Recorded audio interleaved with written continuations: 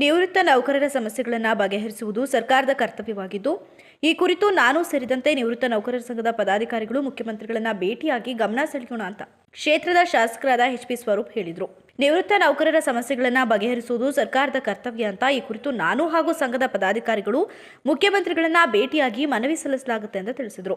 ನಿವೃತ್ತ ನೌಕರರು ಮತ್ತು ಪಿಂಚಣಿದಾರರ ಬೇಡಿಕೆಗಳಿಗೆ ನ್ಯಾಯ ಒದಗಿಸಲು ಸರ್ಕಾರದ ಮೇಲೆ ಒತ್ತಡ ಹೇರಲಾಗುತ್ತೆ ಅಂತ ಶಾಸಕ ಸ್ವರೂಪ್ ಹೇಳಿದರು. ಭಾಳ ಸಂತೋಷದ ಸಂದರ್ಭ. ಕರ್ನಾಟಕ ರಾಜ್ಯ ನಿವೃತ್ತ ನೌಕರರ ಸಂಘ ಏನು ಮೈಸೂರು ವಿಭಾಗ ಮಟ್ಟದ ಪದಾಧಿಕಾರಿಗಳು ಮತ್ತು ನಿವೃತ್ತ ನೌಕರರ ಕುಟುಂಬ ಪ್ರತಿಯೊಂದು ಜಯಂತ್ಯೋತ್ಸವ ಪ್ರತಿಯೊಂದು ಸಮಾಜಕ್ಕೆ ಸೇರಿದಾಗ ಆ ಸಮುದಾಯದವರು ಕಲಾಭವನ ತುಂಬಿಸ್ಬೇಕು ಅಂತ ಅವರ ಒಂದು ಇದನ್ನು ಸಮಾಜದವ್ರನ್ನ ಕರ್ಕೊಂಬಂದು ತುಂಬಿಸಿರ್ತಾರೆ. ಆದರೆ ಇವತ್ತು ನಿವೃತ್ತ ನೌಕರರ ಸಂಘದವರು ಸ್ವಯಂ ಪ್ರೇರಿತವಾಗಿ ದೊಡ್ಡ ಮಟ್ಟದಲ್ಲಿ ಈಗ ಸ್ವಲ್ಪ ಸಮಯ ಇದಾಗಿ ಭಾಳ ಶ್ರದ್ಧೆ ಭಕ್ತಿಯಿಂದ ಸ್ವಯಂ ಪ್ರೇರಿತ ಬಂದಿರೋದು ಭಾಳ ಸಂತೋಷ ಸಂದರ್ಭ.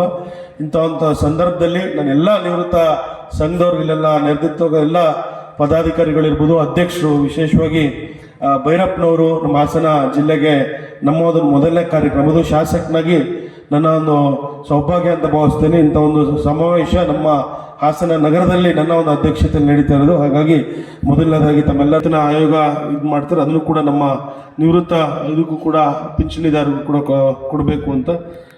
ಅದೇ ರೀತಿ ಅಂತ್ಯ ಸಂಸ್ಕಾರಕ್ಕೆ ಮತ್ತು ವಿಶೇಷವಾಗಿ ಆರೋಗ್ಯ ಇದೇನಿದೆ ಅದನ್ನು ಖಂಡಿತವಾಗ್ಲೂ ಕೈಲಿ ಶಾಸಕನಾಗಿ ಸಾಧ್ಯ ಆಗಲ್ಲ, ಯಾಕಂದರೆ ಸರ್ಕಾರದ ಮಟ್ಟದ ಇದಾಗಬೇಕು. ಬಟ್ ಆದರೂ ಕೂಡ ನಾವು ಕೂಡ ತಮ್ಮಗಳ ಜೊತೆ ನಾನು ಕೂಡ ಕೈ ಜೋಡಿಸಿ ನಾನು ಕೂಡ ದೊರೆಗೂಡಿಸ್ತೀನಿ ತಮ್ಮ ಒಂದು ಕಷ್ಟ ಸುಖಗಳಿಗಿಂತ ನಾನು ಕೂಡ ಈ ಸಂದರ್ಭದಲ್ಲಿ ಹೇಳಿ, ಸಾಧ್ಯವಾದರೆ ನಾನು ಕೂಡ ನಮ್ಮ ಹಿರಿಯರು, ನಮ್ಮ ಮಾಜಿ ಪ್ರಧಾನಿಗಳಾದ ದೇವೇಗೌಡರ ಹತ್ರ ಕೂಡ ಒಂದು ಪತ್ರ ಬರೆಯೋ ಮುಖಾಂತರ ಸರ್ಕಾರಕ್ಕೆ ಒತ್ತಡವನ್ನು ಹೇರಕ್ಕೆ ನಮ್ಮ ಏನು ಬೇಡಿಕೆಗಳಿದೆ, ಒಂದು 5-6 ಬೇಡಿಕೆಗಳು ಕೊಟ್ಟಿದ್ರಿ, ಅದರಲ್ಲಿ ಎಷ್ಟು ಸಾಧ್ಯವಾಗುತ್ತೆ ಅಷ್ಟನ್ನಾದರೂ ಕೂಡ ಮಾಡಬೇಕಾಗುತ್ತೆ. ಯಾಕಂದ್ರೆ ಕಾರ್ಯಕ್ರಮದಲ್ಲಿ ನಿವೃತ್ತ ನೌಕರರ ಸಂಘದ ಅಧ್ಯಕ್ಷ ಅನಂತರಾಮು, ಪ್ರಧಾನ ಕಾರ್ಯದರ್ಶಿ ರಂಗೇಗೌಡ, ಖಜಾಂಜಿ ಎಸ್.ಎಂ. ಆನಂದಪ್ಪ, ಉಪಾಧ್ಯಕ್ಷ ಶ್ರೀನಿವಾಸ್, ಜಿಲ್ಲಾ ನೌಕರರ ಸಂಘದ ಅಧ್ಯಕ್ಷ ಬಿ.ಪಿ. ಕೃಷ್ಣೇಗೌಡ, ಉಪಾಧ್ಯಕ್ಷ ಕೆ.ಎಂ. ಶ್ರೀನಿವಾಸ್ ಸೇರಿದಂತೆ ಇತರರು ಉಪಸ್ಥಿತರಿದ್ದರು.